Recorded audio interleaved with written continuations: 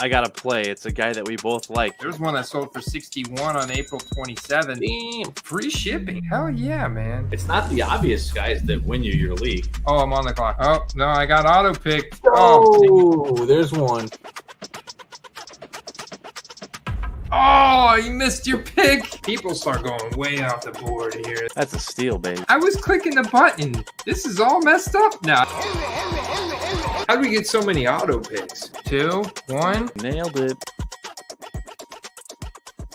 What's up, Football Card Quest? I'm Paul Hickey, co-host of the Sports Card Strategy Show right here on the nooffseason.com Sports Card Network. Be sure to check out our other great shows on the network by visiting nooffseason.com. And of course, check out all the great content that Andy's putting out at footballcardquest.com to help you make money flipping football cards to fund your PC, fund your life. All right, everybody, here's Football Card Quest. Week 11 is here. Feels good to be back in the studio on the East Coast, guys. Welcome back to the Football Card Quest. I hope all of you questers are doing good out there. It's your host, Andy, and we're going to look at the Week 11 slate. But more importantly, we've got some really big storylines that have unfolded since Thursday night, particularly Joe Burrow done for the season, Deshaun Watson done for the season. You also potentially have Mark Andrews done for the season. This whole entire AFC North is up in the air right now. We need to talk about who's going to be the quarterback replacement for these guys, who the targets are, what you need to do with Joe Burrow cards, and how you should attack these skill position players. So let's kind of dive right into it. Our co-host, as usual, Steve, the eBay Hitman Caladesi, he will be joining us shortly. I believe he was taking a nap or something like that. But I tell you what, guys, being back on the East Coast, it feels super late. So I'm like, I'm getting this thing spun up early. Let's go. We are, once again, we're still in bye weeks. So let's just go ahead and tackle this big story right out of the gate. Joe Burrow, there was a wrist injury.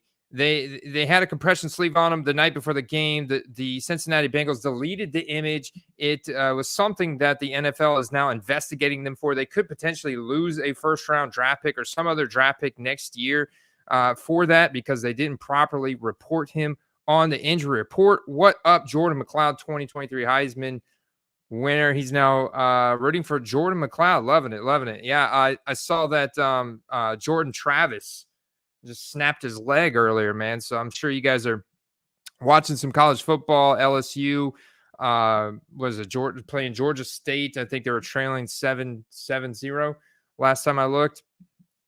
So I appreciate you guys joining us on this Saturday college football night, getting ready for week 11 tomorrow.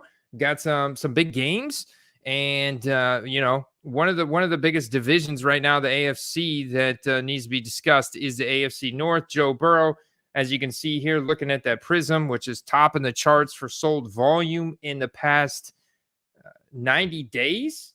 I have it on 30 days. But let's back out and let's look at 180 days. Let's go back to before the preseason. You see it's down 28% to a new trend of 150. That's the 180-day trend. Actually, the 30-day trend is lower than that. The 30-day trend now is about 120, as you can see. So those PSA 10s, you can see there, down quite a bit. Now, I do think that they could potentially go down a little bit further. There's definitely a possibility. I mean, you just still go and compare Joe Burrow to the rest of that draft class, like Jalen Hurts, who's right under 100, Tua, who's right under 100. Dude, now it looks like the Miami Dolphins are going to emerge, maybe the favorites out of the AFC East, and out of the AFC North, you got to think it's going to be the Ravens.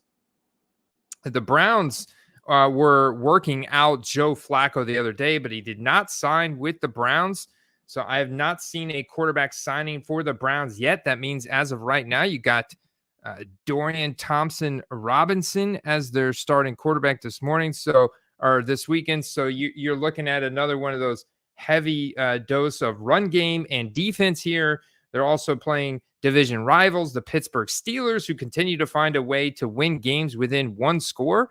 They now, I think, have the NFL they're leading the NFL in the amount of games they've won this year by 1 score or less. So it's like there is a lot that could go wrong for the Steelers to start losing games. They somehow find a way to continue to win them, and right now are tied with the Browns at 6-3 for the lead in that division. Well, they're behind the Ravens at 8-3. So they all have the equal amount of losses there, but the Ravens have that one extra win playing Thursday night. But yeah, the Bengals are their season's done, man. Their season is done. You've got let's see, what's his name starting as a backup for Joe Burrow. Jake Browning. Let's pull up Jake Browning's profile here.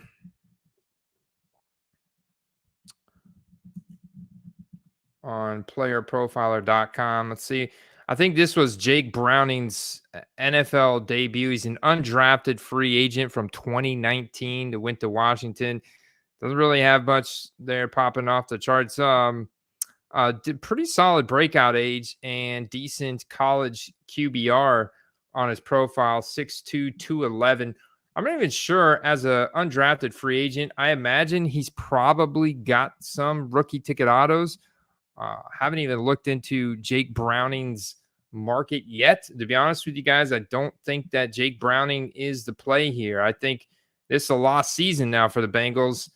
And I think you're going to have a buying window open up for Joe Burrow. But more importantly, I want to talk about the skill position guys. I want to talk about T. Higgins. He's going to hit free agency this offseason. We know cards appreciate during the free agency time period because NFL's over, and that's what the news is all about. It's where the free agents are going, and these wide receivers have been getting big bags of money the past couple of years. And wide receivers are a great position to target during the free agency time period. But you get your best prices on them now. Diamond Dog, what's up, man? Shout out to all my fellow sports card nerds out there. So yeah, you can see that definitely people are buying the Prism draft picks. They're getting some exposure to Jake Browning. And the market's healthy, man. People want access to a backup quarterback that's going to be throwing balls to Jamar Chase, and T. Higgins been out with a hamstring, but which is another reason why he's a great snipe target right now. To be honest with you guys, not only is he out with a hamstring injury, he just lost his franchise quarterback for the season, and he hits the free agency market this offseason, and hopefully he doesn't go to the Panthers, but the Panthers could draft another quarterback, to be honest with you guys. I mean, it's ugly there. We're starting to see signs that Bryce Young could be a bust. I know a lot of you guys are holding on for him. Think it's just a rough rookie season.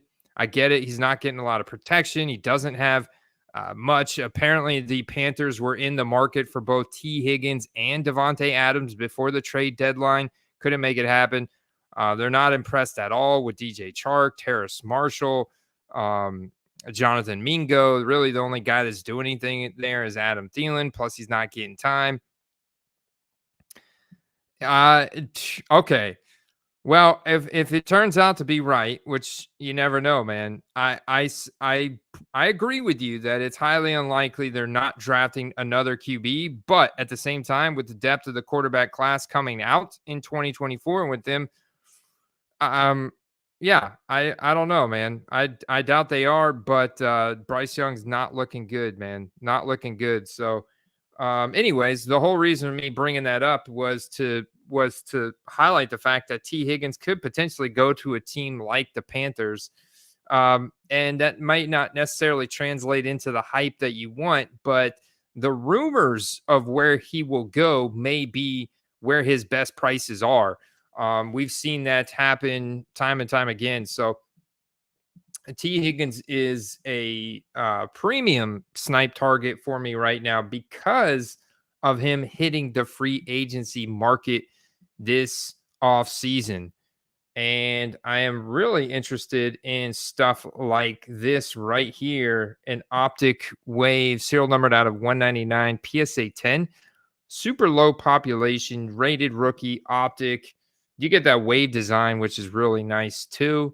And only 37.75. You're not even going to find any data on this card, but obviously you can't expect him to get anywhere close to Justin Jefferson values. Maybe you could pull up CeeDee Lamb in that conversation. The problem is people that are going after CeeDee Lamb cards these days are always, in most cases, targeting his rookie autos. And they're bypassing a lot of this kind of market for CeeDee Lamb. So you can see the prices for these cards for CeeDee Lamb are still pretty low considering what a Justin Jefferson version of these cards go for. And these cards become more popular for quarterbacks and other previous draft years where you have a higher level of scarcity around these type of cards. But man, when in 2020 and more current, they did crank up the production. So you could look at a Prism Silver, which is a true short print card from 2020. Look at that. Only a population of 58 Prism Silver PSA 10s, 184. The PSA 10 currently going for about a 100. I mean, it's all over the place. $220 buy it now, which is nice. And you see, it hasn't been many transactions since the season started. Most recent's a 138. I'm not expecting this wave to get up to 138, but it's possible. It's possible. I could definitely see myself flipping this because it is a PSA 10. It is serial numbered. It does have a rated rookie logo and a nice design. I could easily see myself flipping that for 100, which is a nice profit for a small amount of legwork on one card. And right now it's got 0 bids. And that's the beauty of a card ending on a Saturday night. With right now with T. Higgins being injured, nobody's thinking not many people are on Bengals players right now after Thursday night. So this would be the great time to snipe T. Higgins first and foremost. He's kind of like got the perfect storm, and he's a great free agency time period flip, and potentially then again in the beginning of September.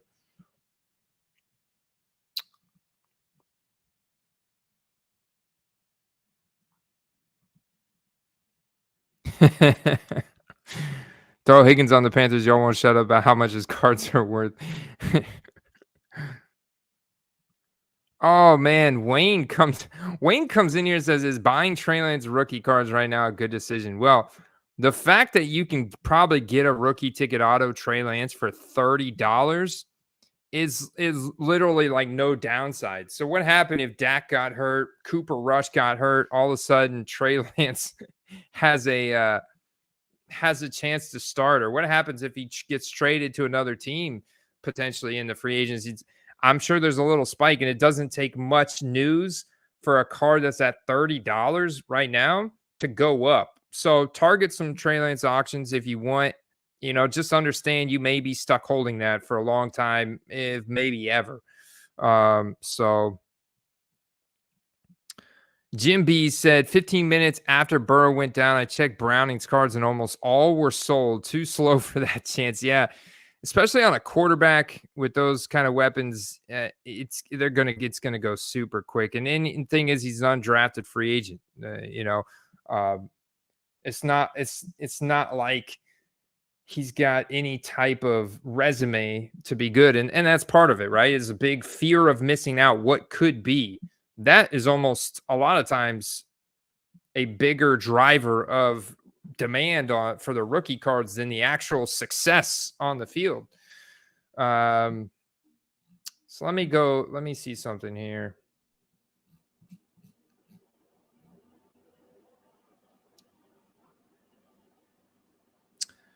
So Jake Browning, I did manage to throw a touchdown, but 8 for 14, 3 sacks. Tough Ravens defense of course. But yeah, I mean the guys, Jake Browning is not to play. It's a lost season for the Bengals. Lost season. Filthy's got a parlay in right now. Just need Longhorns and Huskies to win to hit. All right, good luck, man. Go Longhorns and Huskies. Yeah, 49ers are playing Tampa tomorrow. They may hang another 30, and that's the wild thing is that Tampa's defense has been up and down. They've been putting a lot of pressure against weak offensive lines like we did last week against Tennessee, but the secondary has been gashed for most of the season. And that's what's crazy is Will Levis wasn't able to do anything against the Tampa secondary because the defensive line got to him so quick. I mean, the fact he only took 4 sacks in that game, he still had I think almost a dozen hits and pressures. I mean, they were in his face. The offensive line for the Titans is terrible. So if they can protect Purdy, then yeah, he can and will hang another 30. At the same time, Mike Evans is going to play, and Mike Evans has been having a great string of games. Right now, he's a wide receiver 7, I believe, in fantasy points per game. So just having a fantastic second half season here. Rashad White really coming to form. And Baker having arguably the best season of his career. So Tampa's going to hang with them as well, and they're gonna score, man. So it should be a fun game. Derek, all this username, it's a long one. I'll just start calling you McLeod. McLeod says T-Law was a bust his rookie year. CJ Stroud was straight trash when he was drafted. Calm down. I didn't think CJ Stroud was straight trash when he was drafted. I drafted CJ Stroud over Bryce Young in Dynasty. I was in on CJ Stroud over Bryce Young for sure.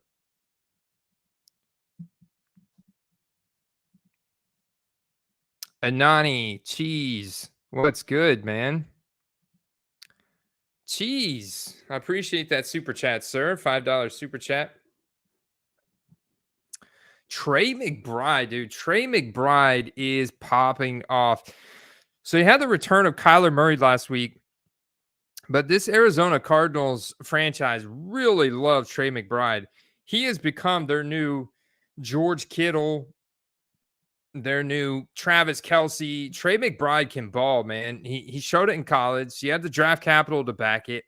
And now Trey McBride is out there tearing it up, man. So let's check out the prices because this is an interesting one. The tight end market typically lags well behind. I think that generally speaking, it's probably going to be a good time to buy Trey McBride because of his position and the fact that his name is not Travis Kelce.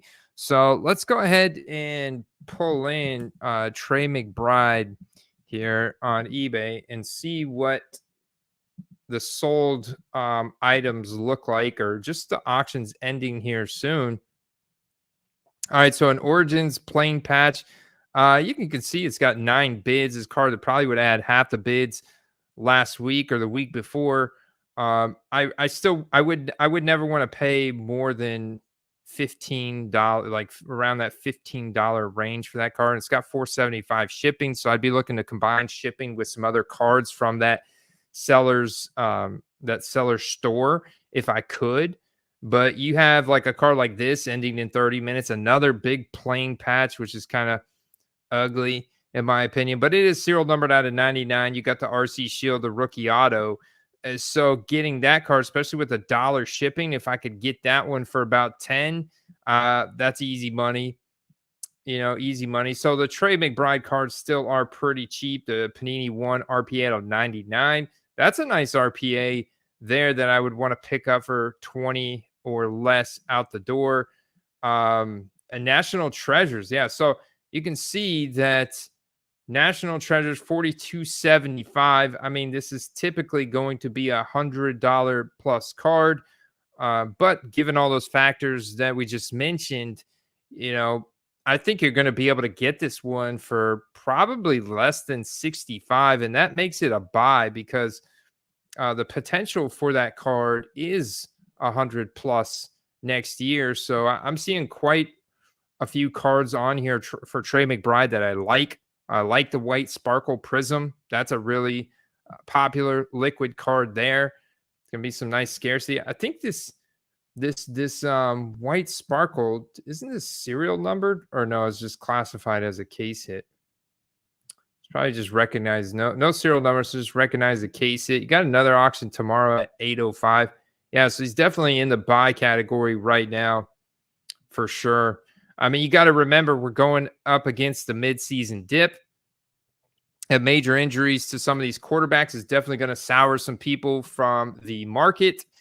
And yeah, we're just at the perfect time, man. We're at the perfect time with the holidays and everything else going on with baseball and basketball and all kinds of stuff. So, this is a great time to still continue sniping. It's not like the Cardinals are a great team.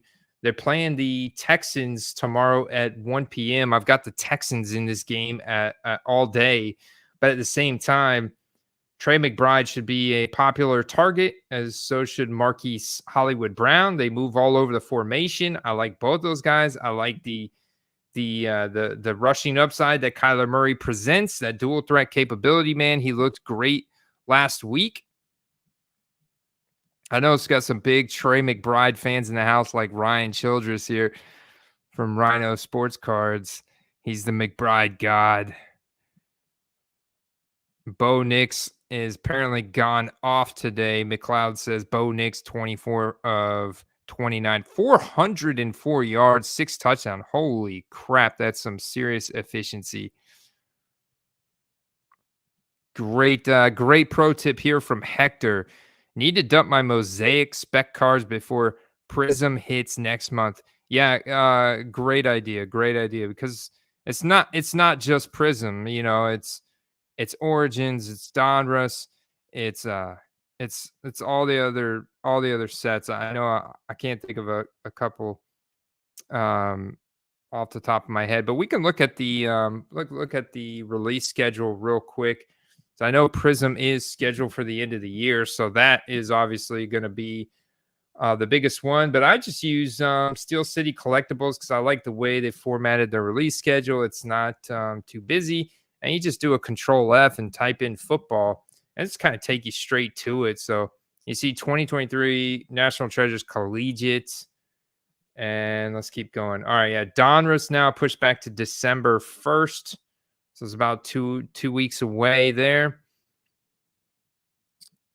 Hobby, retail, that's going to be a big one. Super Break Keepsake Premier, not worried about that. Onyx Vintage, not worried about that. That may be good for like a Jaden Daniels, seeing as how he didn't make it into the Bowman Chrome University. So that one may be interesting for him. I can't really think of too many other guys in college that are well known that didn't make it into Bowman Chrome University in the past 3 years that would maybe be in that instead, but maybe a couple obscure guys. All right, some more Donruss factory set. All right, so yeah, here we got Prism announced December 20th. So this is your time, the next month, to unload those mosaics, especially the ones that aren't tessellations, or gold or one of ones or micro mosaic case hits. I think those will hang on pretty decent long term. Leaf Electric. January 5th, you got Absolute. So people are going to be chasing those kabooms January 5th. I can't wait to get me a kaboom. Phoenix is a pretty popular set as well. Phoenix does okay. It's about mosaic. So you see, by the end of January, you're going to have 1, 2, 3 big sets coming out between Donruss, Prism, and Phoenix. Phoenix at the end of the day is very similar to Mosaic. I mean, here we are on the CD Lamb market, but going back to Joe Burrow, what we started the stream off talking about. Look at his most sold cards in the past 180 days. You have a couple mosaics up here, but a lot of that is due to the availability and price point, right? Easy for people to get in on a PSA 10 and get that base NFL debut mosaic. Couple more. There's the Phoenix Fireburst. $107 trend compared to same trend for a camo pink mosaic. A camo, no, that's the camo pink NFL debut. The base mosaic's half of that. I was hoping we'd find a mosaic silver, or actually that's actually going to be more on the short print side. So something like, yeah, I guess you're kind of stuck finding these. Yeah, I was looking for this one. This was the one I was looking for. This mosaic, which is actually pretty common this year. If you look at the 2023 class, this mosaic is more common than the silver for sure. They try to make it to where the silver is more on the true short print range, and this is more on the common parallel range. So yeah, about the same trend. So you see what I'm saying? You get a good idea of where the popularity kind of lies between how frequently people submit these cards. Man, that's a stubby thumb right there. Look at that thing. Yeah, he got it sold though. He got it sold. So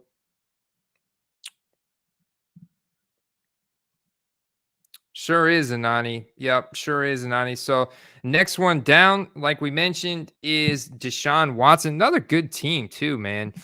Another good team.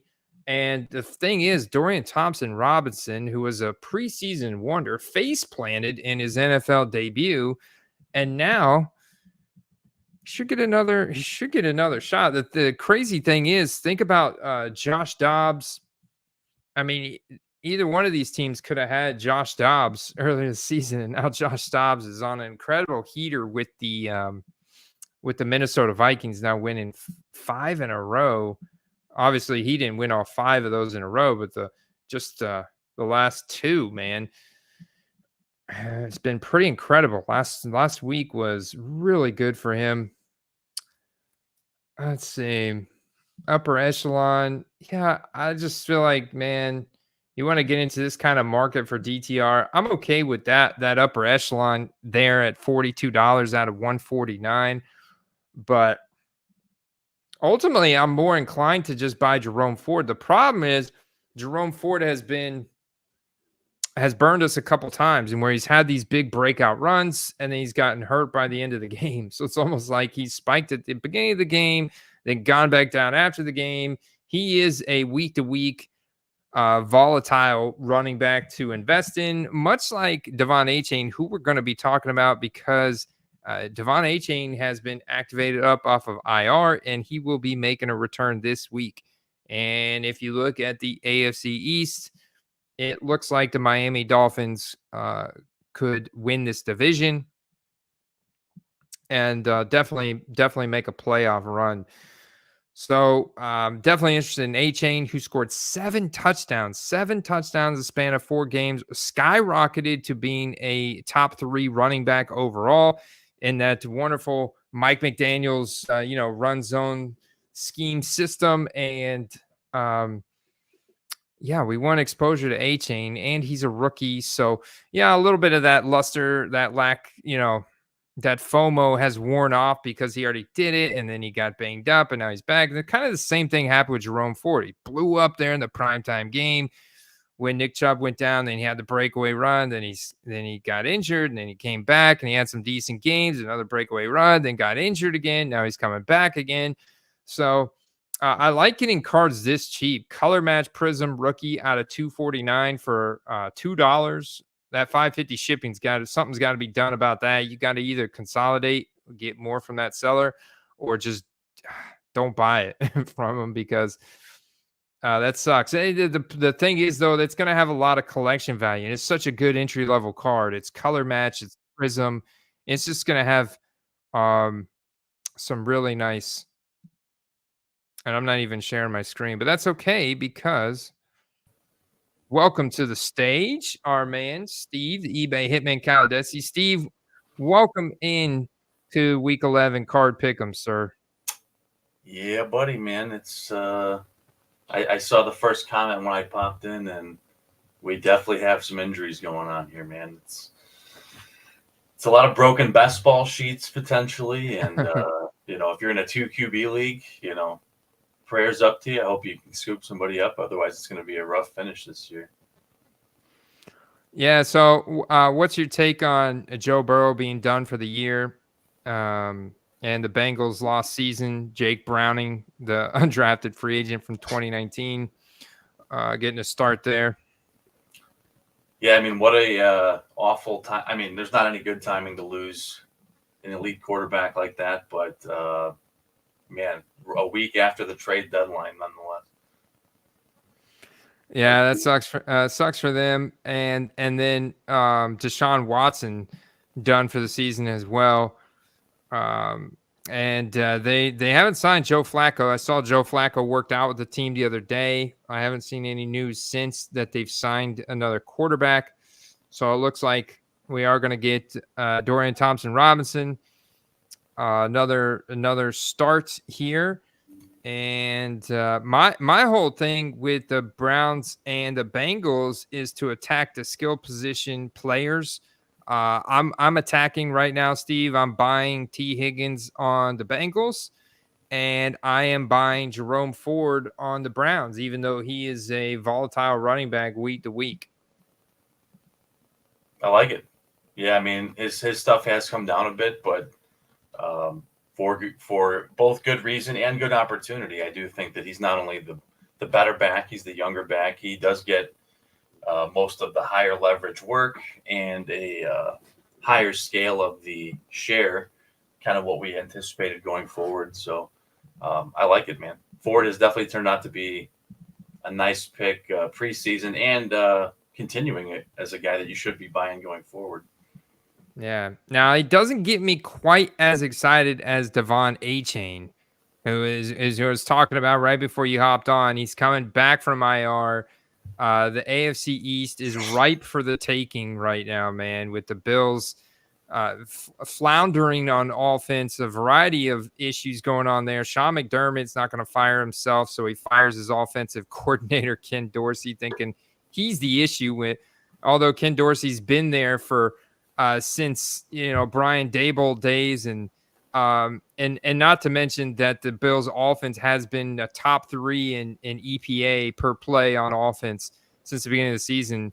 They fired him. Got to have somebody to blame. It almost seems like he's a scapegoat there, Steve. And then you have Rodgers eyeing a mid-December return, but they can't seem to score touchdowns right now. So the Jets struggling to win games themselves, and the Patriots season is just absolute toast. There's a lot of rebuilding that needs to go on the Patriots. So it looks like this is the Miami's year, man. This is Miami's division this year. So I think the Miami Dolphins make an interesting playoff run, and with Devon Achane and that Mike McDaniel's run system, I mean, dude, he's put up 7 touchdowns in 4 weeks. Let's go, man. Let's get it. Let's dial it back up.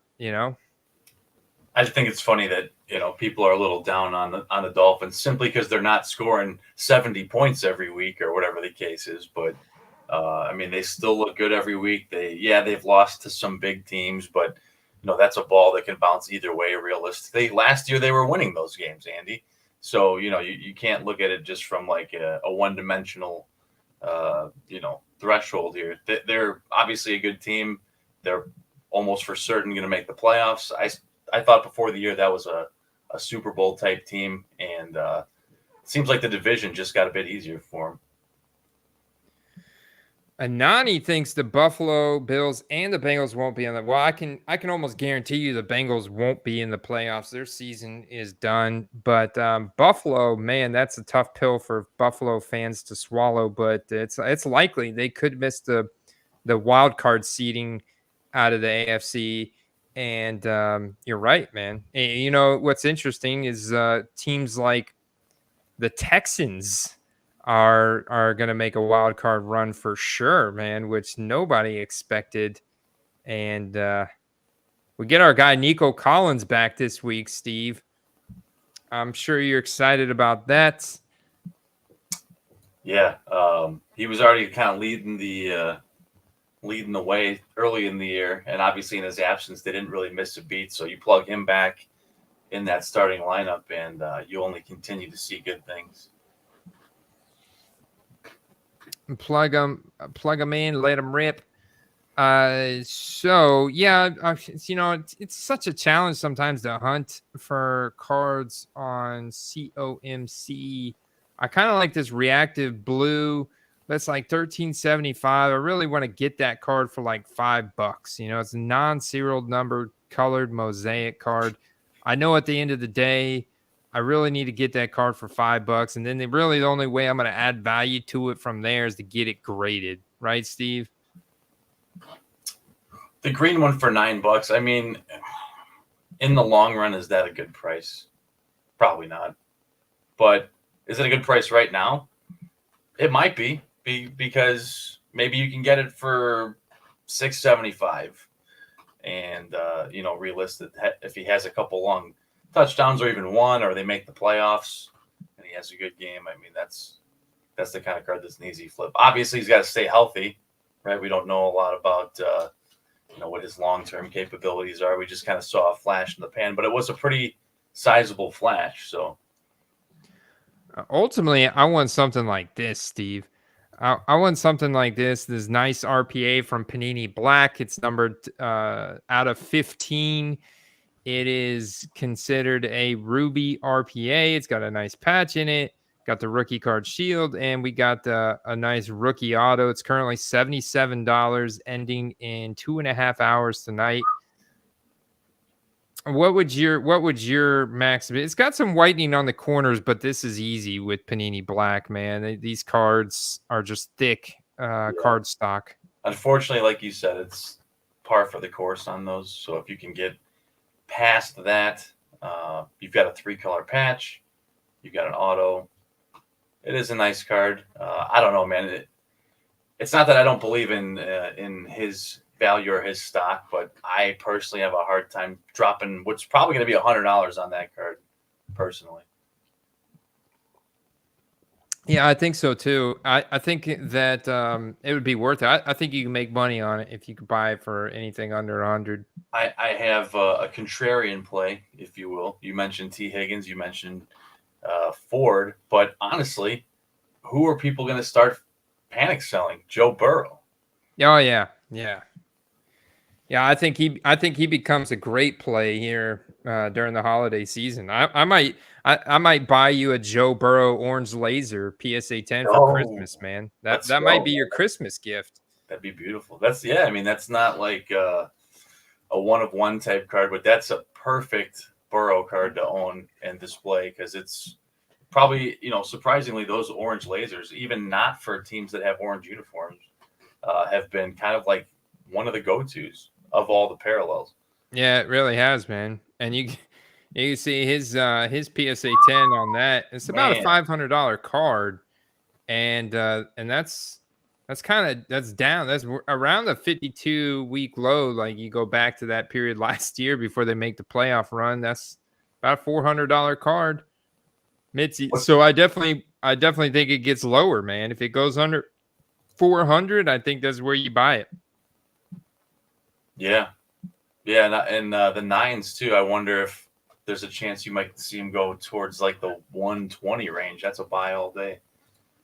It is, guys. So just a quick reminder, if you guys want to get access to that web app that we were just looking at, definitely check out footballcardquest.com. Click that Go Premium button in the top right. That'll take you right to all of this content right here. It's going to take you to where you can sign up. And then what happens, you get an automated message with a link that actually allows you to sign up for this, but it also gets you access to the Discord server and our weekly articles and all the other good stuff that we're doing there. I just picked up a FedEx package today, Steve, from Walgreens of all places, but I was out of town, so it got sent to Walgreens and they had to hold it.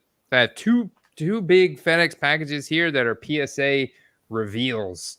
So we do the group PSA submissions have come back. Really excited to rip those open and see what the grades are. I'll be doing that this week.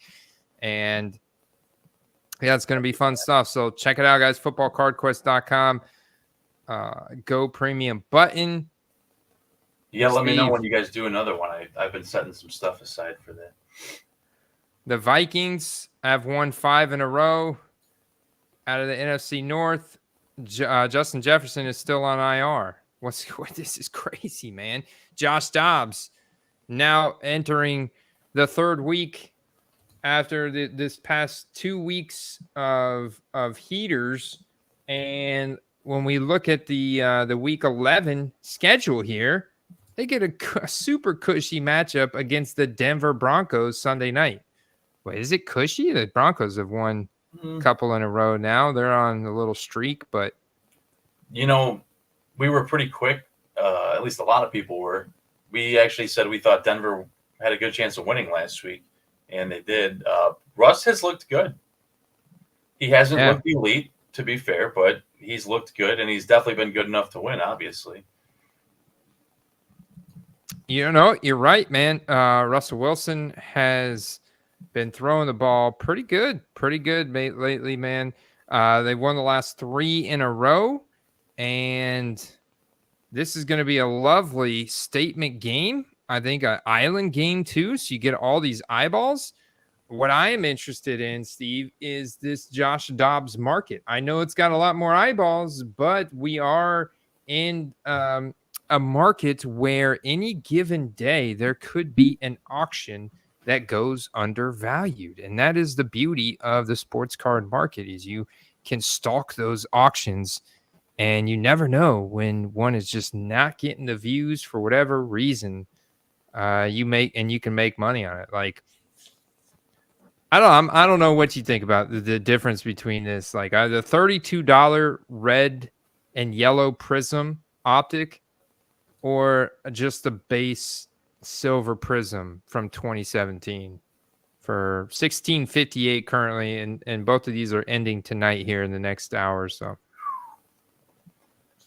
The thing that scares me about that is it's not an easy buy anymore, because there's a lot of people in on him now. He's been covered by a bunch of other hobby influencer channels as a hot card, as a hot player, for people that picked him up as like a filler for their fantasy team for quarterback.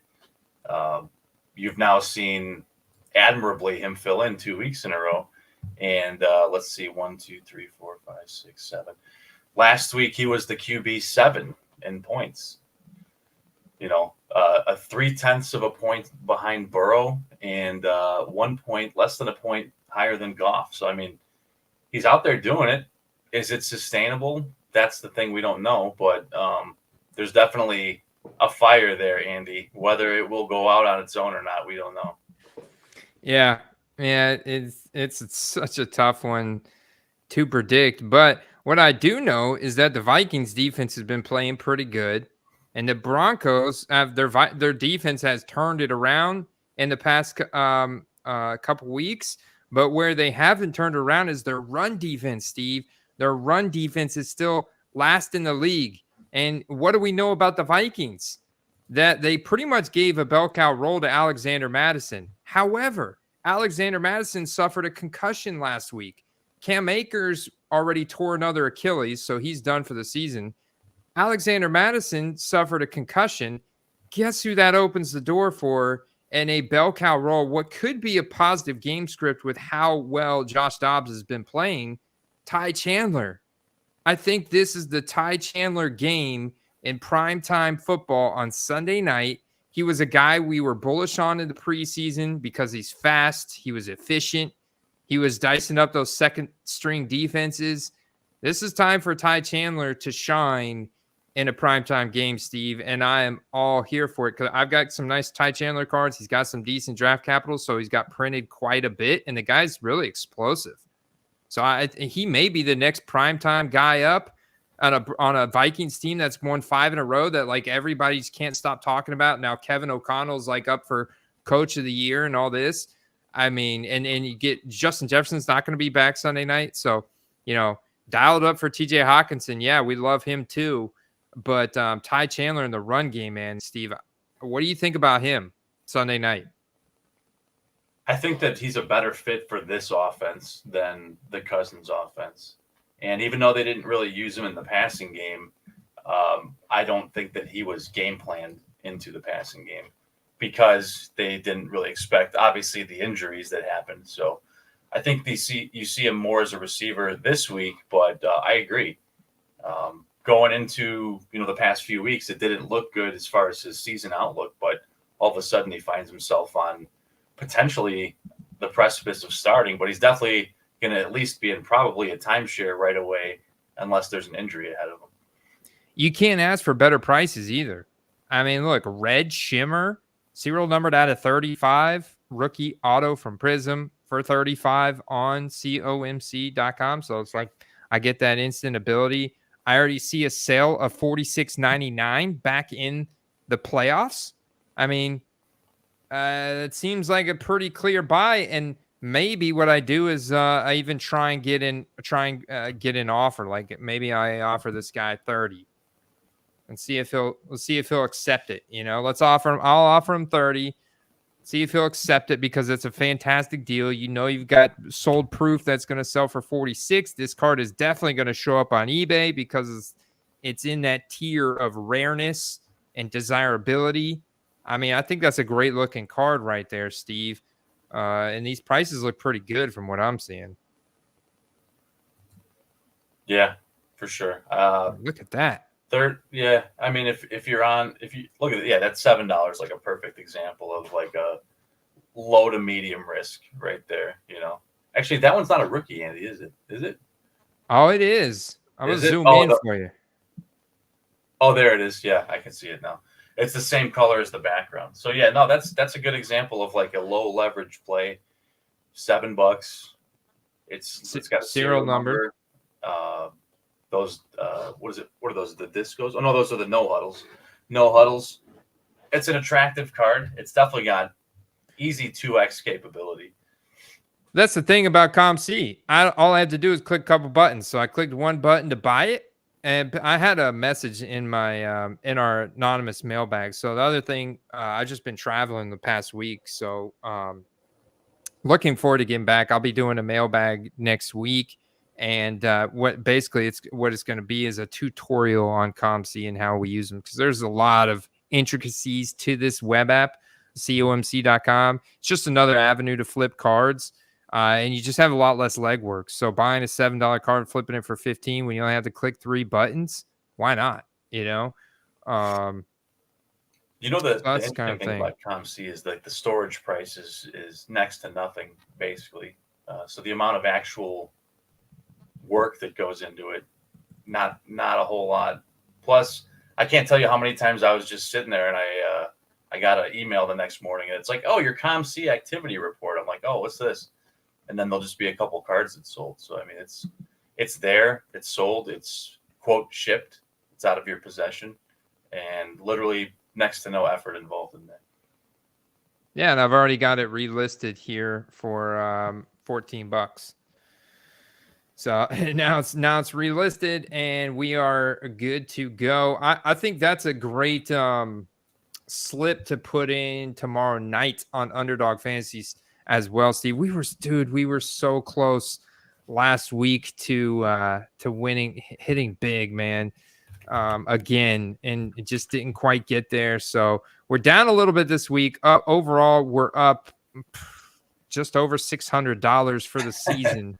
Yeah, not bad, man, not bad. So we popped over here, guys, to underdogfantasy.com, where we bet on over-unders of specific players' stats, whether it's receiving yards, passing yards, touchdowns. Right here, we're going to do Ty Chandler, and we're going to look at this, dude. Missed it by one pick. Pick. Oh, man. It was the Terry McLaurin receiving yards. I don't know how we didn't get that. I don't know. Robinson's looking like a beast, man. Well, that whole offense is awesome because of Eric Bieniemy, and they're executing, man. He was the highest scoring running back last week. Sam Howell is, I mean, he's throwing like an average of 45 to 50 times a game. It's nuts. It's nuts. And I know you're like, so if you're a Brian Robinson fan, you feel free to snipe. But I'm going to stick with my Ty Chandler from 2022. Just Andy, he has quietly climbed the list to the fantasy running back 5 on the year. How about that? Wow. Hit us with your top 10 running backs right now. Yeah. I think we'll see some familiar names at the top. McCaffrey, 2 is Mostert, 3 is Etienne, 4 Edwards, who had a couple touchdowns last week. Brian Robinson, 5. Kenneth Walker, 6. Jacobs, 8. Mixon, 9. And Zach Moss still up there at 10, but you got to feel like his role is quickly diminishing here. Yeah, for sure. He'll be taken over by Jaylen Warren at the number 10 spot here pretty soon. Take it for what it's worth. Like if I made a little asterisk like Zach Moss, don't anticipate to see him there next week because you've got guys like David Montgomery who missed a couple weeks and he's not too far behind. Ramondre Stevenson, who's now coming back to form. Ford, who's missed a few weeks, who's coming back to form. Same with Eckler. Same with Devon Achane, who's coming back. So, Andy, is Pollard going to show up the rest of the year? Oh, man. That's down bottom, bro. He's 25th overall. Well, you know what's interesting? They've been throwing the ball a ton, and he's really gotten unlucky. I remember he's had a couple goal line carries the last couple weeks where he's like stopped like 6 inches short. He had one big play that was called back. So it's, there's just been like, I think a string of combination of bad luck, and also they're not doing anything for him because they're just throwing the ball so much. They're going with a pass heavy approach, and CeeDee Lamb is so good. There's a lot of focus there. So yeah, I think it's coming. I think a Pollard game is coming, but man, too far and few in between this year. How about Cooks going off for like 177 yards? They finally got him the ball more than, a handful of times. But, he's had like 3-4 really solid weeks in a row now. Yeah. He sure has.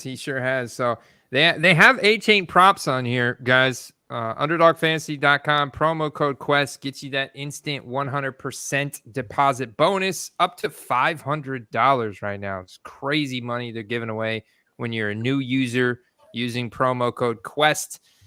And Devon Achane, I'm feeling all these. I just go with the rushing yards over. I don't think you don't want to be late. You don't want to be late to a guy like Devon Achane because when he goes off, he's going off huge. It's not just, this line of 45.5 is a joke. You know what I'm saying? If you look at all his last games, he's playing. And the Raiders defense is not that good. They have a decent pass rusher in Max Crosby, but that's about it, man. I agree. And the thing about him is it's not a ton of volume, but he's been doing an awful lot with what he's given. Yeah, so I just picked the rushing yards over 45.5, and then if you want to go with the Thunder, it's Raheem Mostert. So if you want to come in here and do like a touchdown over for Mostert, or honestly, the Ravens run defense, like we said, they're ranked 27th right now. So I wouldn't be opposed to dialing up Mostert on the rushing yards as well, but maybe that's a little greedy. But we have seen both of those guys hit on numerous occasions. So, and it's a game, Andy. Is it in Miami or is it? Yeah, it's in Miami. It's in Miami. So it's a game that they may likely be ahead by a substantial amount. So yeah. So it's not really greedy, right? I think they both probably have a clear advantage when they play at home offensively and defensively than when they don't. You like the touchdown prop here or the yardage? for Mostert if I dial up both of them. The touchdown's actually not that bad. I feel like he just seems to score every week, realistically. Mm-hmm. Yeah, I mean, how unrealistic would it be for one guy to take it most of the way down the field on the drive and him to hammer it in? That's not unrealistic. What do we have for Aiden O'Connell? We got 3 sacks taken. You know, he's not very mobile. I don't mind that. 3.5 rushing yards, 19.5 completions. Ooh, you know, we hit this completion one before. There's 19.5 completions. That one is so tempting. I think we should go under on that. 19.5 completions. Yeah. Interesting. What was the pass attempts the past few weeks? It's been 27, and this is against the Jets for only 153 yards. 25 against New York. It's absolutely terrible. And then 13 at Chicago. So they're anticipating them to be trailing if they're putting that up. And they're anticipating the Dolphins to score quickly too. Yeah, but that still doesn't mean that he hits his completions. True. What about lower on the completion percentage? So that's I don't know if we've taken that line, but that's not always offered either. Well, the one time I took it on Justin Fields, I missed it. But Justin Fields is coming back this week, baby. That's the other big storyline. So I'm gonna put this slip in here with Aiden O'Connell on the lower completion percentage. You know, I'm torn between that and the actual completions themselves. I'm cool with either one. He's at a 63.5 average for the season right now, and he had a 59.3, but that was against the Jets. 64 New York. So yeah, I mean he should have been higher against New York, and he got there against Chicago. Jalen Ramsey on the Dolphins. Yep. Jalen's back. Yeah, Dolphins passing defense pretty good. So yeah, we're gonna dial that up. Yep, we'll dial that up. I don't really want to go towards a Josh Jacobs or a Devontae Adams, maybe a Josh Jacobs. 16.5 rushing attempts is an interesting one, man. Look at his attempts the last couple weeks. Yeah, I think that's a product of the fact the games were game close, script. So. Yeah, game script. What about the receptions? I mean, he's only had 2, but I mean, this type of game script with the Dolphins pass rush and immobile kind of pushing things close to the line of scrimmage, I'm kind of interested in these receptions. But then you got Devontae, who also takes shallow receptions. So does Jacoby Myers. So these are all kind of interesting. Even just 5.5 targets for Jacoby, 10.5 targets for Devontae. What about how's the 6 receptions looking? What's his Yeah, he's right there, man. You're right there. Yeah, I don't know. I mean, in a tight spot, I gotta think they're gonna be targeting Devontae. Yeah, I mean, he could completely fall on his face this game and not hit anybody. You know, it might just be a complete one-sided. Dude, check it out. If we go lower on Aiden O'Connell completion percentage, then that fits with a higher amount of targets for Devontae Adams, but that aren't necessarily converted into completions. You kind of have those are correlated, under on the completion percentage and over on the targets. Yeah, what were his targets the last couple games? Oh, yeah. Well, I mean, that's what I'm saying. In these tight games, he's getting peppered with targets because he doesn't have much time to throw, and he knows the guy that's going to be open. True. Yeah, if they're down, they're going to have to rely on the pass game. Yeah, and I mean, the Dolphins are forcing teams to keep it closer to the line of scrimmage. So, They play a lot of two deep safety. Vic Fangio, their defensive coordinator, is kind of known for that. And they're going to be playing press coverage, especially when you got Jalen Ramsey healthy. So, I think he could easily be peppered with targets that are closer to the line of scrimmage, but that don't necessarily get converted into a big completion percentage, because I'm sure he's going to have to take plenty of shots as well. I know it sounded good. It sounded good in my brain, Steve, but I just noticed something. What form are you filling out here? Because it says entrance, and then it doesn't give you an ability to place a wager total. Is this a contest? What? Oh, I'm in the championships pick'ems. Champions prize. Whoa, buddy. Contest and prize details. To win, you must have the most picks correct in your contest. The champions prize will be split evenly by all entrants who get the most picks correct in the contest. Interesting. I guess somehow I'm in championship pick'ems now. Okay. We currently don't offer pick'em champions in Florida. Wait, I'm in Florida. Oh, you know what? I was on Underdog the other day. I was in Tennessee. So I have to somehow change my location? No, it says that you can't do that in Florida. You're just going to have to do the regular sheet. Regular pick'em slip. Well, that's all I want to do. I don't... Yeah, let's go back to pick'em. Let's go back to NFL. I've already got this in. You're gonna have to start it over, I think. Start it over. All right. Yeah, because it has the entries picked there. There you go. Refreshed. There you go. Yeah. It's okay. Okay. Here we go. There we go. So I'll put in my $10. You know, I hit the one button. You know what's crazy, Andy?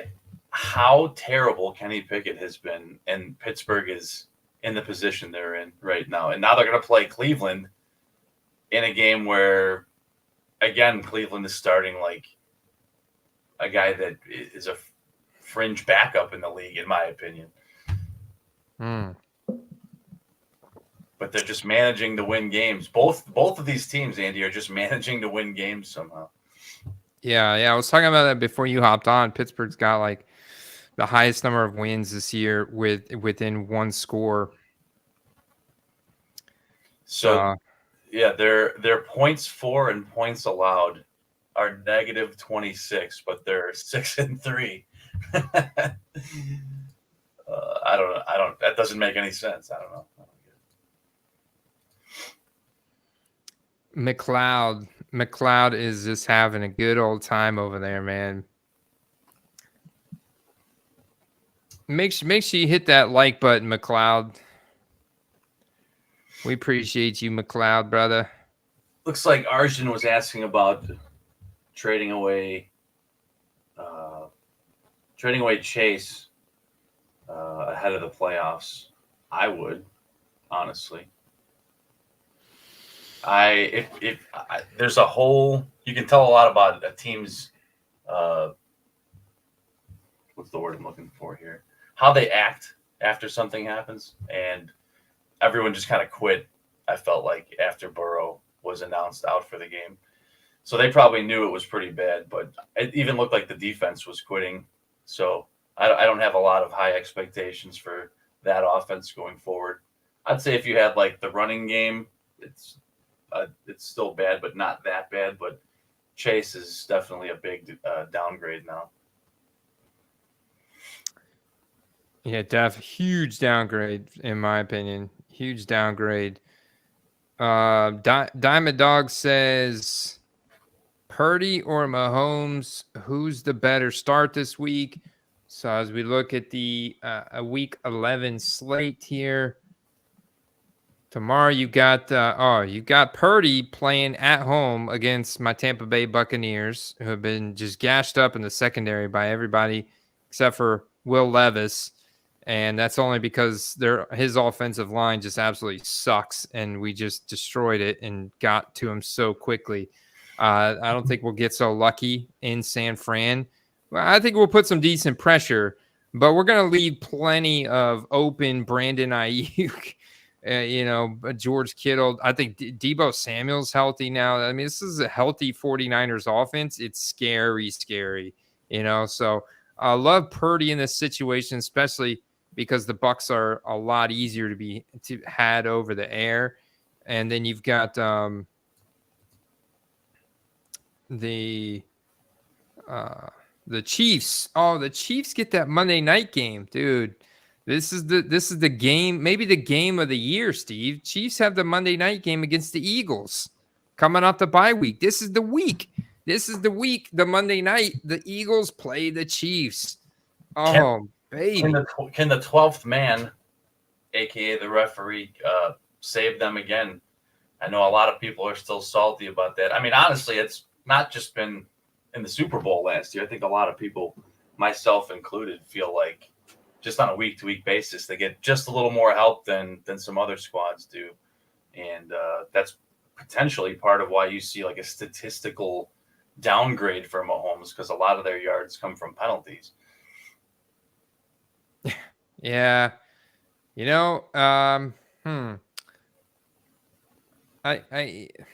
This game, this is tough, tough. I think Brock Purdy's no one's going to make fun of you for playing Purdy. Tampa's given up a lot of passing yards this year. Yeah, and Baker's having a career season passing the ball. He knows this is like a year for him to prove that he can be a good passer in the NFL. And Mike Evans wants to ball out, and he is doing so, and he's going to. I mean, he's one of those guys who wants to be a Hall of Famer. He's on a Hall of Fame track. Chris Godwin, he's a gamer, So this Buccaneers offense, even Rashad White's coming into form, man. So I think this is a game that's really sneaky. I like betting overs on this game, especially at 41.5. I think betting the overs in this game to get a little interesting is a good bet. Andy, last week you said of these teams, which one do I think is a overachiever or pretender? And I said the Jaguars. You thought that was a bold take, but how do you feel about that now after they just got leveled by the Niners, man? Yeah, Zay Jones got arrested on Monday too for a domestic assault thing, and then he was also coming off an injury, back on another injury, and they just got steamrolled, man. They just got absolutely steamrolled last week, and you have multiple turnovers from Trevor Lawrence. So, dude, I get it. They got a bounce back matchup this week. Ultimately, I think a lot of Trevor Lawrence's rookie card performance and values are going to be subject to how they finish this season and what they do in the playoffs. Like if they lose this division to the Texans and somehow don't make the playoffs or they fizzle out in the first round, I think that's where, there's still going to be a lot of truthers out there for Trevor Lawrence for probably a couple of years to come. But yeah, I think his best prices are going to be in the playoffs. And if he doesn't make it, then I expect a nice dip. Yeah, they definitely get a soft game coming out of that brutal loss there. But, if they beat the Titans, are you really going to say that they're a really good team for it? Not a lot of people would, So I still do think that that they've overachieved so far. And, I guess we'll see how they do the rest of the year. But, the Will Levis escapade, I think, he's going to start the rest of the year. But I'm not really seeing anything there that is exceptional. Not yet. Again, it's still really early, but you can hold off on buying him. He'll be cheap in the offseason. Yeah, I dig it. I'm going with the chili pepper on Baker tomorrow. See, that's the thing. I think people don't think that Baker can't throw a couple touchdowns against the Niners, just like he's been doing against every other team the past few weeks for most of this year. So I'm going over on the Baker Mayfield touchdown. I can't go with them with the Mike Evans touchdown, so I can go Mike Evans 3 first downs, 8 targets, or 58.5 receiving yards. Do you got Underdog pulled up? If so, we can't see it. Oh, Steve, my great co-host here on the Football Card Quest. There Thank we you, go. sir. Say what you want about Baker. He's actually QBR and all other things considered. He's not doing bad at all, realistically. I love Chris Godwin over 5 receptions, man. He gets peppered with targets every week, and especially against a aggressive 49ers pass rush where he's got to get the ball out quick. Chris Godwin is going to get a lot of those short area targets besides Rashad White, some Cade Otton, and Mike Evans. Yeah, this is interesting because, going into last week, Niners had a few weeks where they gave up just a lot of yards, and they acquired Chase Young. They had a week off. Now all of a sudden they look like the same team at the beginning of the year that is not giving up anything. So it's hard to say. I mean, the 5 receptions thing it's not bad, and the 2 passing touchdown thing, not bad, but I wouldn't be taking any high yardage slips going against them this week. Okay, I dig it. The total yardage for Rashad White with his bell cow roll is really low on here, dude. 73.5 total. And I know you said no high yardage slips, but man, he's been putting up over 100 total almost every week. I mean, he's really kind of come into some decent form. I mean, not playing too bad of lines. Yeah, I mean, maybe Tennessee's run defense though is supposed to be good, but he still was able to get them for 51, a big screen, So I like these yardage props for Rashad White here. I think they're low. I'm scared. I'd be scared to place. I wouldn't put any of those defenses in the same conversation as the Niners with how they looked last week. Okay. All right. So 24.5 receiving yards is low. We got that. That's one of those where like a rushing or receiving touchdown, not bad, right? Because he doesn't necessarily have to do anything except break the plane. He can get a yard, but the receiving yards could be good because they could potentially be in a shootout or trailing. So that's not bad. I like that better than the rushing yards.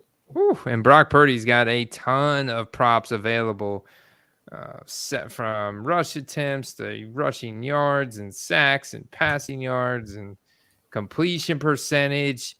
I mean, a classic Brock Purdy game would be over 69.5 completion percentage, 258 yards.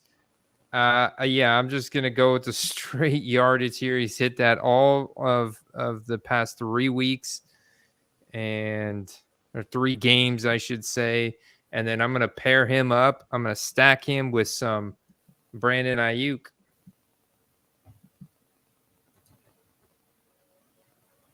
Brandon, it's got to be a Brandon Ayuk yardage. I would love to put, Brandon Ayuk with the 4 first downs is pretty juicy too. 4.5 receptions.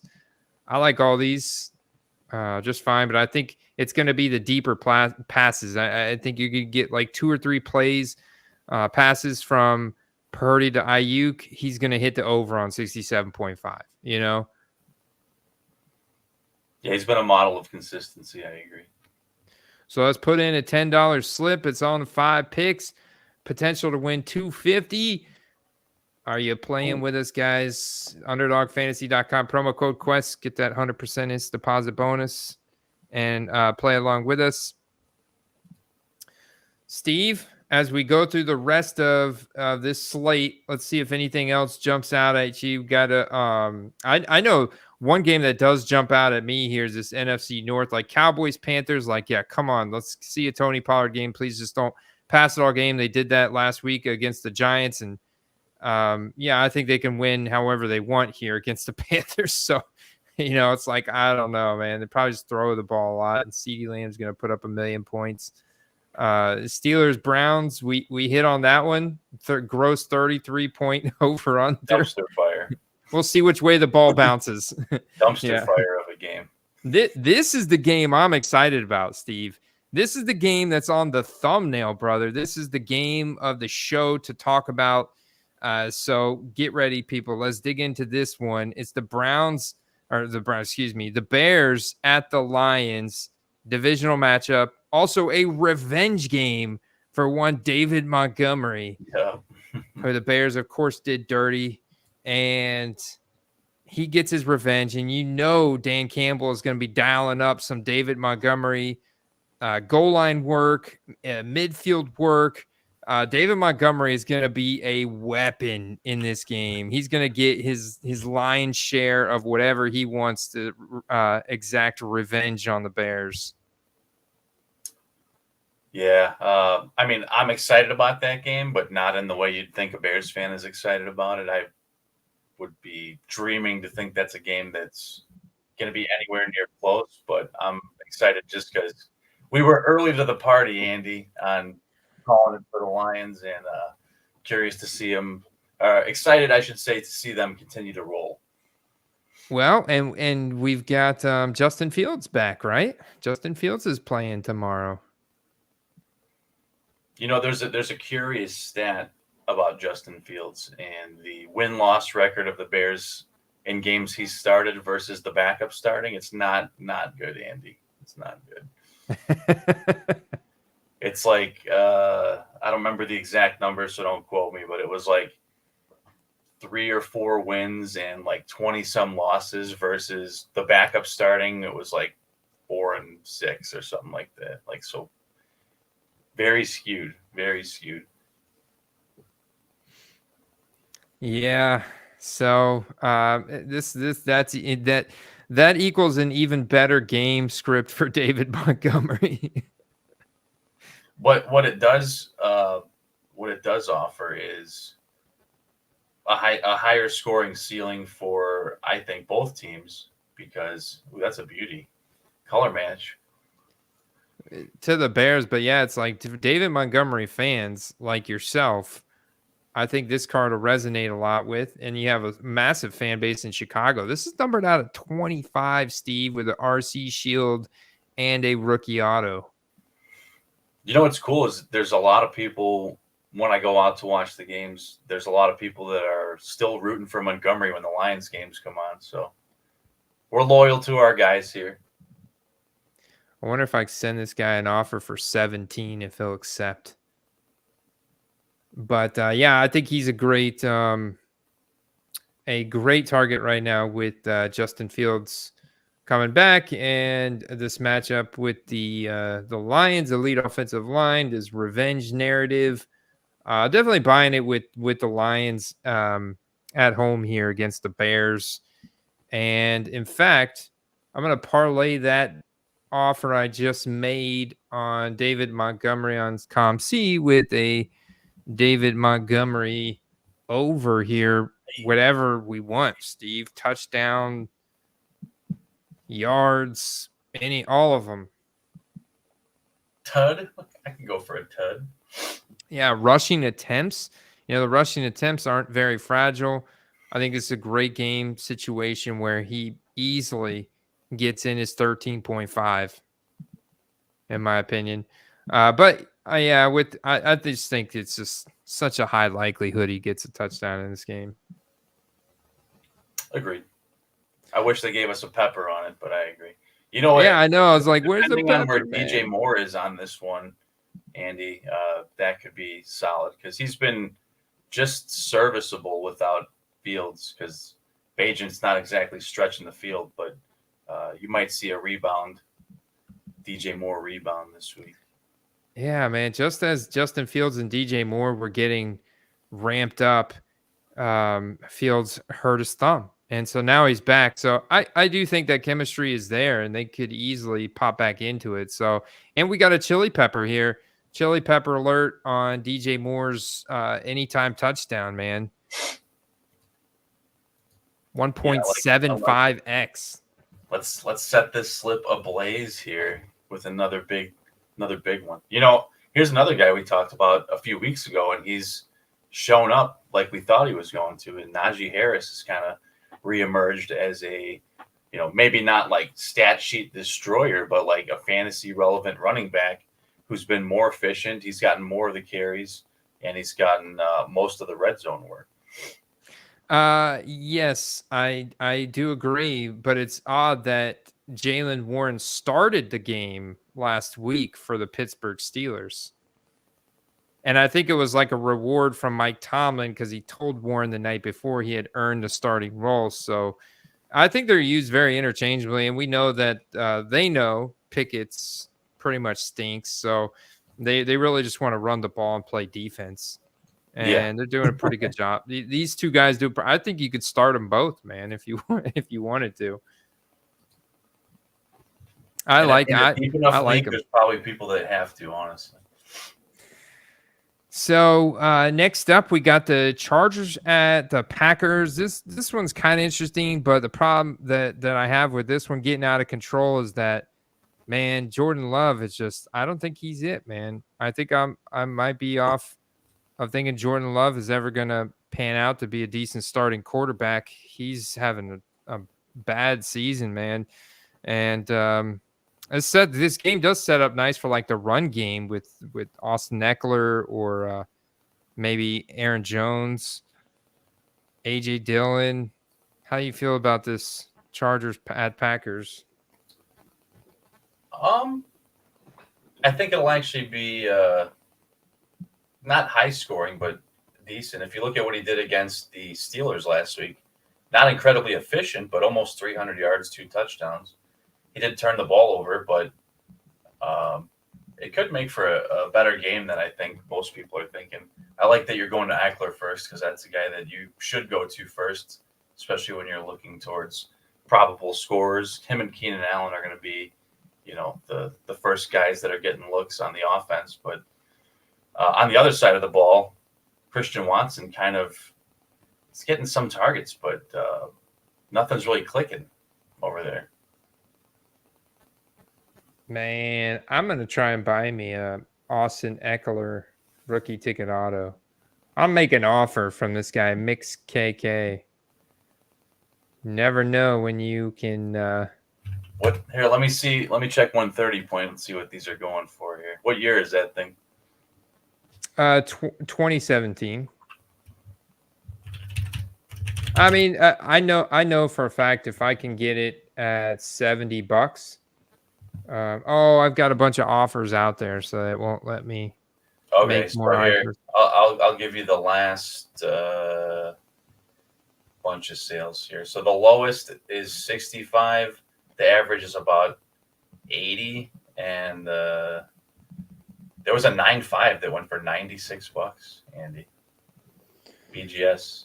Oh, that's a steal, though. That's a steal. Yeah, that's a steal. I think target price should be about 75 raw.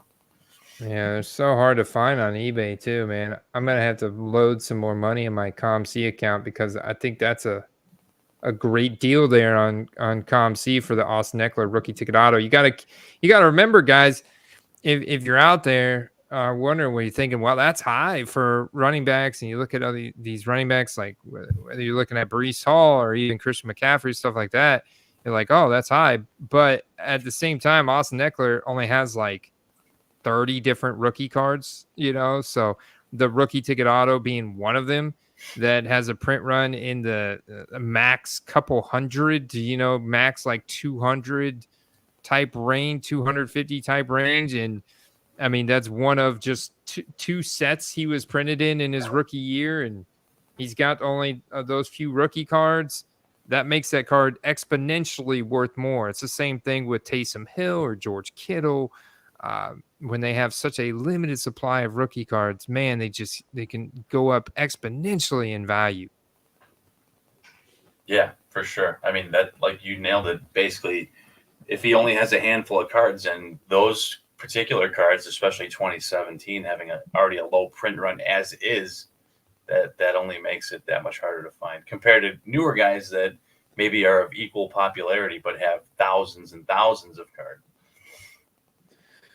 So once again, Steve, I'm going to parlay that thought about Austin Eckler with a slip on him. We got quite a few options here. I like to over rushing 55.5, receiving 33.5. I'm fine with, wow, they got a lot of rivals, but yeah, I'm fine. Honestly, if they had a total, it looks like that one's been bet out. I don't see a total, you know, even just a touchdown here. How about those receiving yards? I like that. You like the receiving at 33.5? There's only a couple games he hasn't hit that. Yeah. I know they do a ton of screenplays and stuff. And Justin Herbert loves to check down to him. Loves it. I'd like the total of 93.5, depending on how the game script kind of goes here in Green Bay. It could be advantageous just to do the total on 93.5. Or are you thinking we should stick with the receiving? Let me see something here.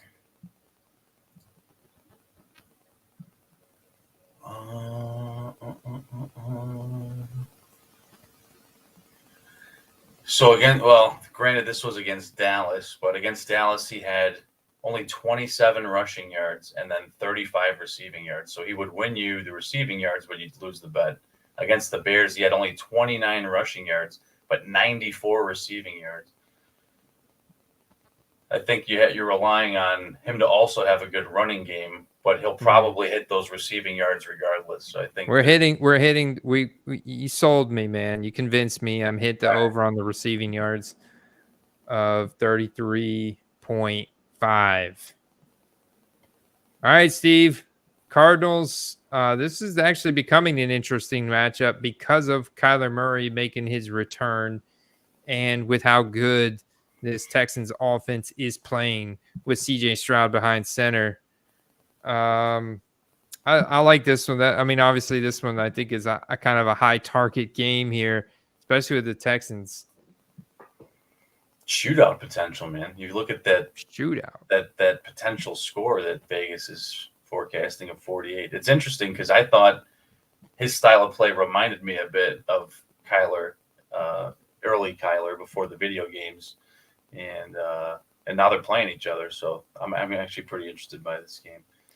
Stroud has been lightning hot, but let's see. I'm not saying he's going to throw for 300-400 yards here, but dude, his passing yard prop is 266.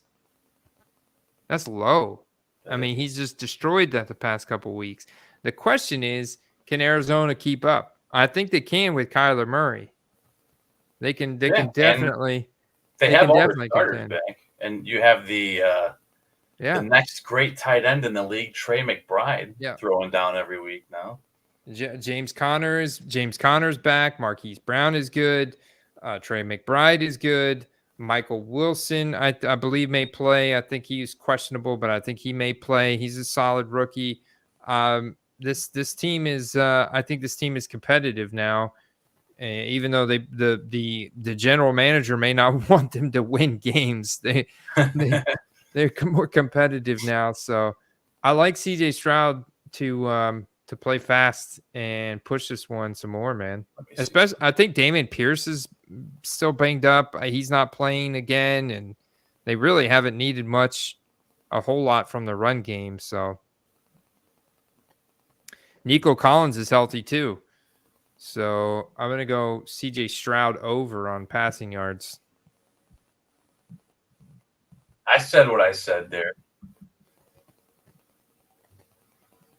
And probably a touchdown for Tank Dell or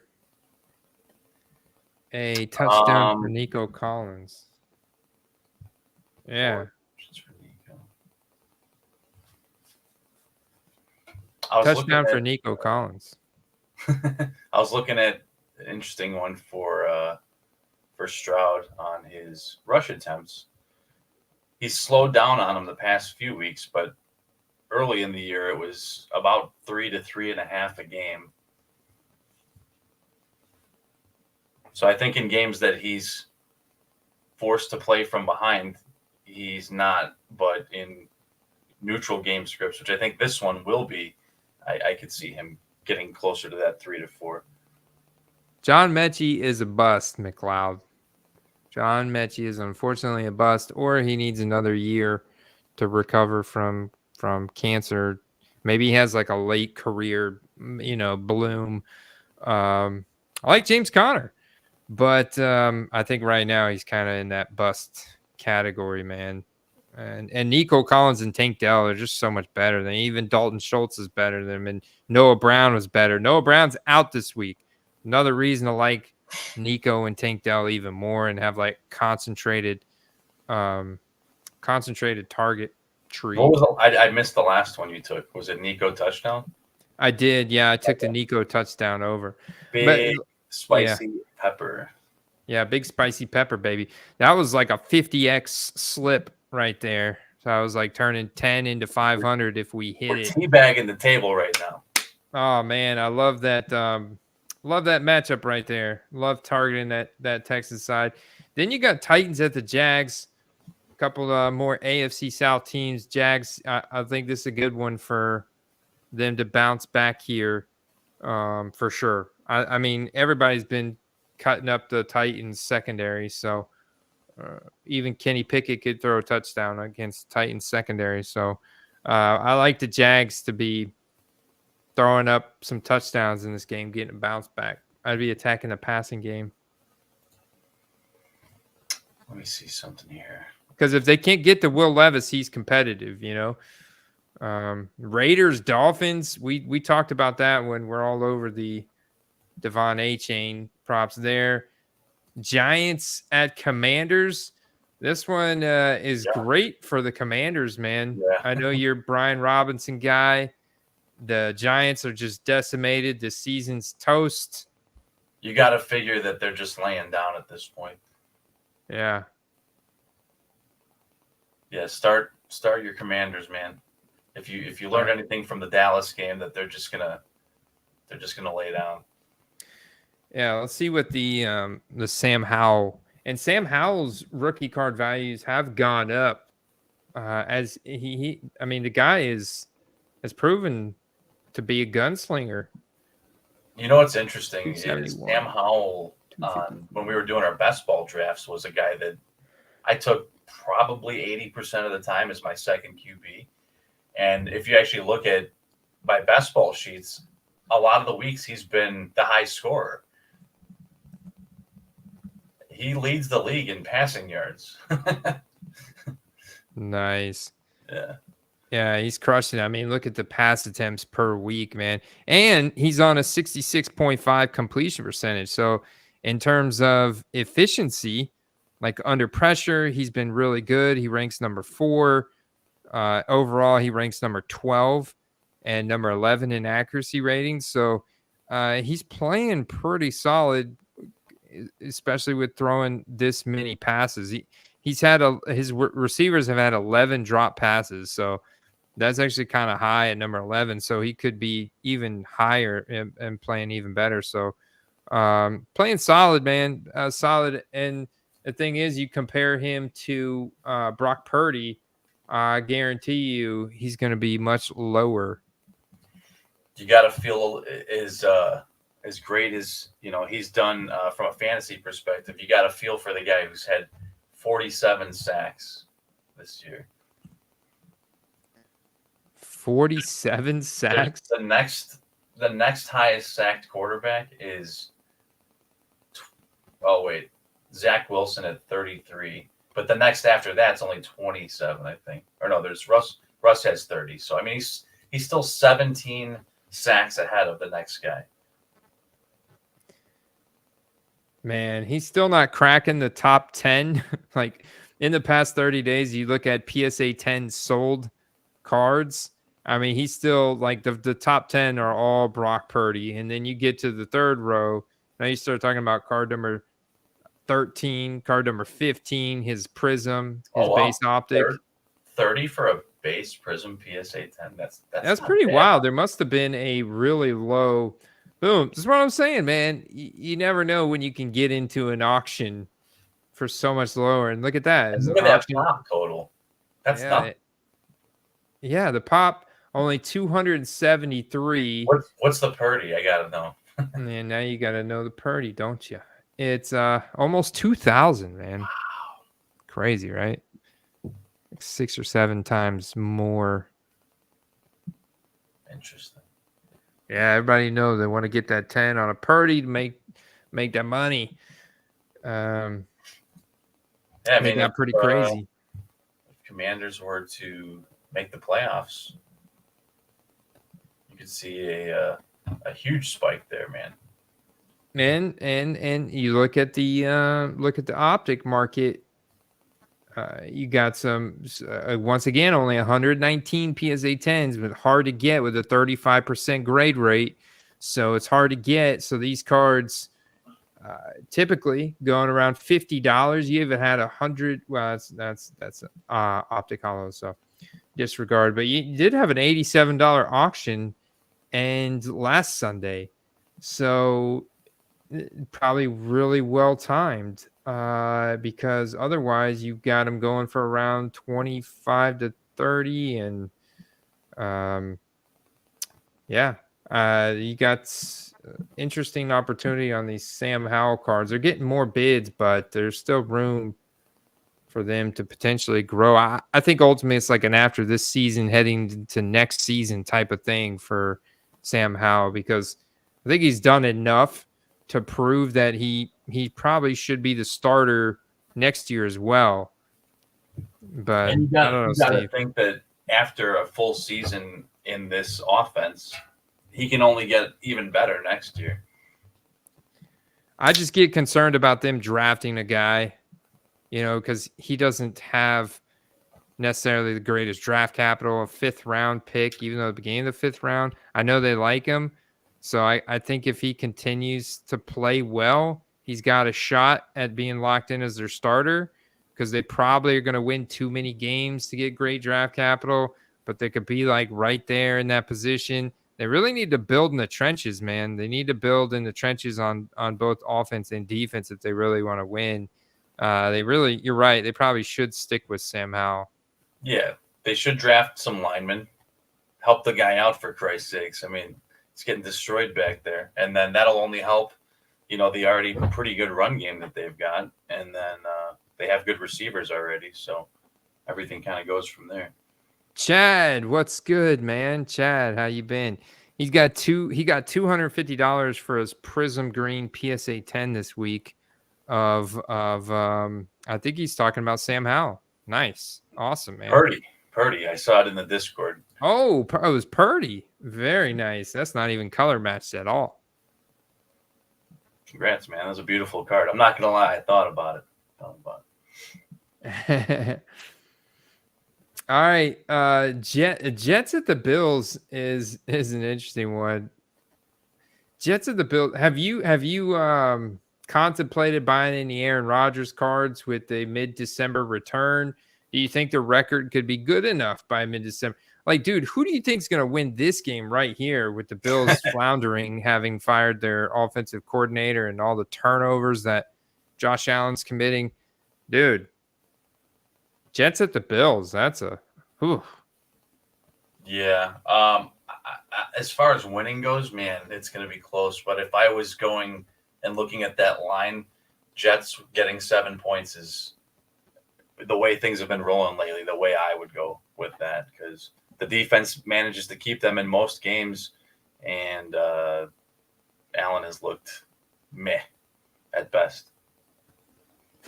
He's still the number one scoring fantasy quarterback for this year, but clearly that is not what wins football games. I know, man. All right, Seattle Seahawks at the LA Rams. Now, this one's interesting, Steve, because if you go back to week 1 when Puka Nacua broke out, it was against the Seattle Seahawks. Guess what? Puka Nacua healthy, Matt Stafford's healthy. They're both making comebacks this week. So I've got that written down here in bold. the Seahawks have been allowing 240 passing yards per game. And this was the team in the spot that Nakua broke out at the beginning of the year. Give me some Rams, baby. I like it. As soon as Stafford went out, you saw an immediate flattening of this offense. But now that you've got all the components back, Kupp's healthy, those two guys are healthy. I think it'll not only be a high-scoring game, but a game that they can potentially win decisively. You've seen Seahawks battling some receiver injuries, and I like this one. Now, in terms of Puka Nakua's rookie market, not quite as scarce as Austin Eckler, but it is challenging because, as you can see, as we're looking on COMC, he doesn't have any pro uniform on here. He wasn't printed in Mosaic, so it's quite challenging, right, Steve? I know. Earlier we had a few questions in the earlier in the show about trading and the playoffs coming up.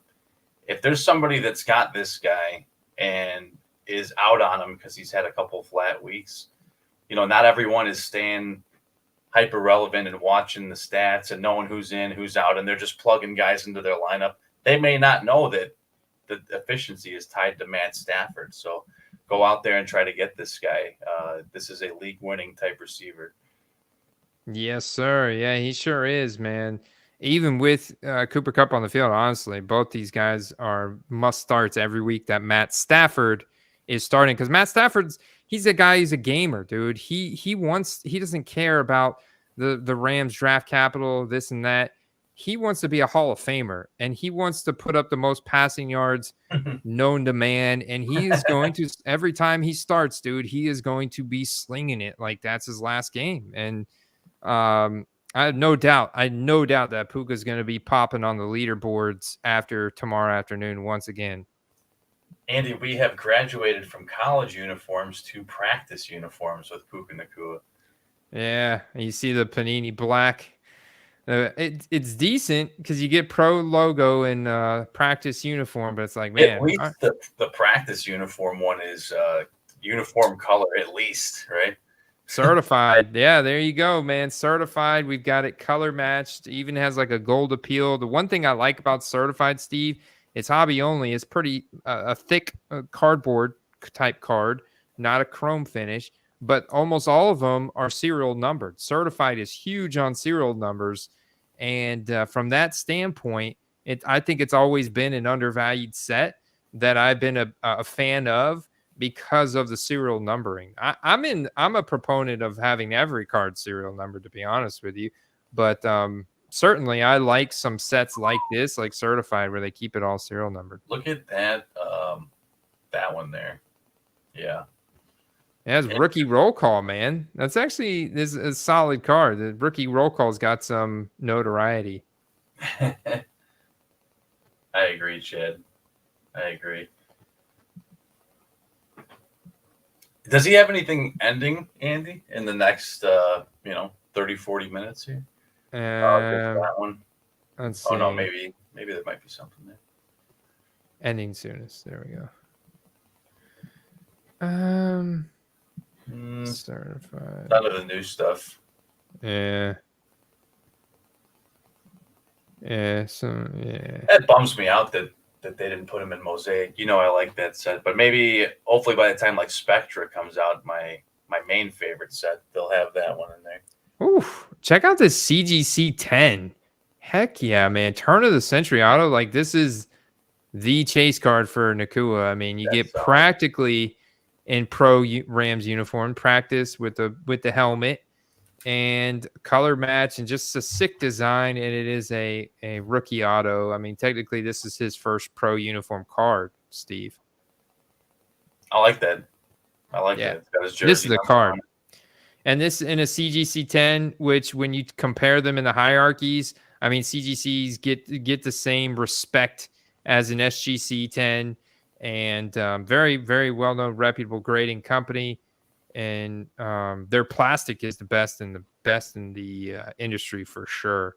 So I think that's a very solid. They're very consistent and strict with their grading as well, so people respect it. Backed by one of the oldest coin and paper grading companies. They do comic book grading. They're well known in video game grading as well.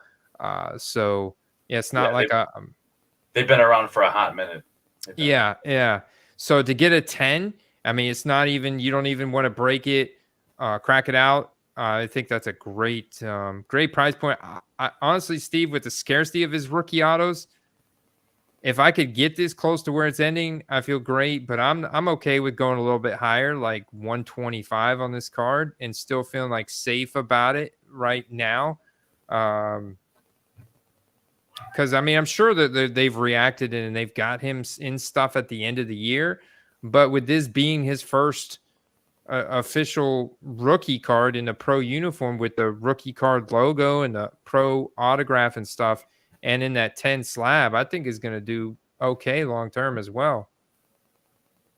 Yeah, man, I love it. I love these kind of guys that, I know Derek gives me crap for it, but these guys that, weren't top first round picks, second round picks, even third round picks, and they just come into the league and force their way into your starting fantasy lineup. And I love it, man. It's a great player, and you should go get him if you don't have him yet. I agree. And if Panini can't get him in a pro uniform from a game this season in Prism and Select and Optic, we riot. We take to the Panini factory in wherever, Texas, and take our footballs and throw them at their windows. Do we got a Puka slip that we're starting, Andy? Do I have a Puka slip? This is a good slip to end the show on, Steve. I like it. Let's see if we got a Matt Stafford Puka slip. We do have a Matt Stafford and a Puka slip, man. Ooh, Matt Stafford's got all the props. Grab one or two guys from this game, and then maybe from the Viking and Broncos game.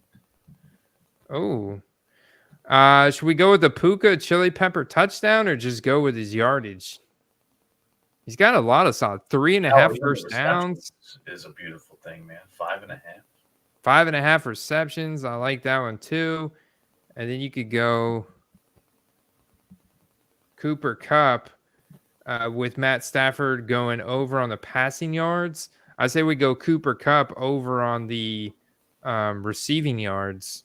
And then we got Puka on the receptions. So we take those three guys, and then we go back to the scoreboard and take a couple guys from Sunday night game, the Vikings at the Broncos. What do we got on I think we attack that Ty Chandler line. We got a Javonte line on there? Let's see. No Ty Chandler line. I guarantee we got a Javonte, man. That role for Javonte has increased big time. Javante's looking good right now. And the Vikings Vikings defense overall have been playing really solid, but 12th right now in run defense. So you like these on Javonte? 18.5 receiving yards. That's pretty low. I know he's got soft hands, good receiver as well. Let me take a look at his trends here. Yeah, I mean he's finally shaken the rust off from the injury and clearly asserted himself back in the starting role here. Let me see what he's done. 82, 85, 79 the last 3 weeks, averaging 3.3 receptions a game. Minnesota blitzes a lot. That receptions, he's already averaging 3.3 receptions. That could be a good one. I dig it, man. I dig it. Now we got 4 on the slip. And you got Eagles Chiefs. Do we want to take a T-Hawk line, or do we want to go with the main event on Monday? We can include. Hawkinson is a primary target for TJ Hawkinson touchdown. I like that. He adds us chili Yeah, pepper. especially at a 175 multiplier. That's beautiful. Look at that. $350 if we get this one right. Just off a $10 slip. Scorcher. Oh, they call it Scorcher. We're gonna keep calling it a chili pepper though. Scorcher. And you'll just have to get in the Discord if you're not in there to find out the slip that we put in for Monday night's game, because we're out of time. Steve, it's been a pleasure, man. I wish you luck tomorrow. Likewise.